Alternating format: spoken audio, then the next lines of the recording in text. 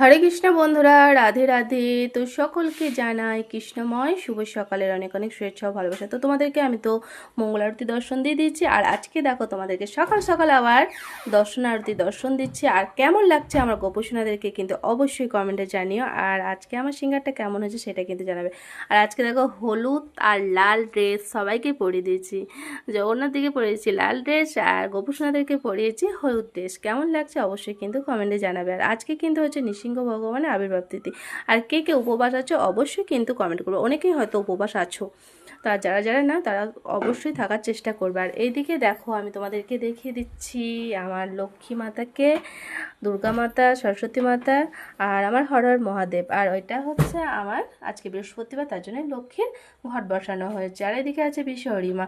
তো এগুলো কিন্তু আমি সাইডে আলাদা করে পেতেছি, সেগুলো তোমাদেরকে কিন্তু আগেও দেখেছি, আবারও দেখিয়ে দিলাম। আর তুলসী মহারানীকে আজকে কিন্তু তুলসী মহারানীকে আমার মায়া মানুষটা সাজিয়েছে। আর আজকে ভগবানের সব কিছু ভোগ রান্না করেছে আমার মায়া মানুষটা। আর সকালে উঠে তো তোমরা দেখেছো মঙ্গল আরতি করেছে। তো চলো আজকে ভগবানের কী কী ভোগ রান্না হয়েছে সেটাই তোমাদেরকে দর্শন করে দিই।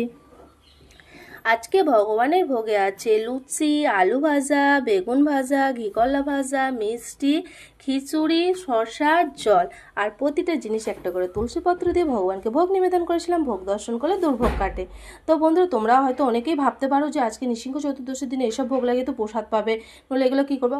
না, আমরা আজকে কেউই প্রসাদ পাবো না। তো আজকে ভগবান দেখো, ভগবান তো নির্জলা উপবাস করে না, বা করানো যায়ও না, কারণ ভগবানের জন্য আমাদের সব কিছু। তো ভগবানকে ভোগ লাগিয়েছিলাম এই প্রসাদগুলো, কিন্তু কালকে আমরা পাবো। কেউ কিন্তু ভেবে নিও না যে আজকে আমরা এই প্রসাদগুলো পাবো। অনেকে অনেক রকম কমেন্ট করো, তো ওই জন্যই কথাটা বলতে বাধ্য হলাম। তো চলো, কেমন লাগলো অবশ্যই কমেন্টে জানিও।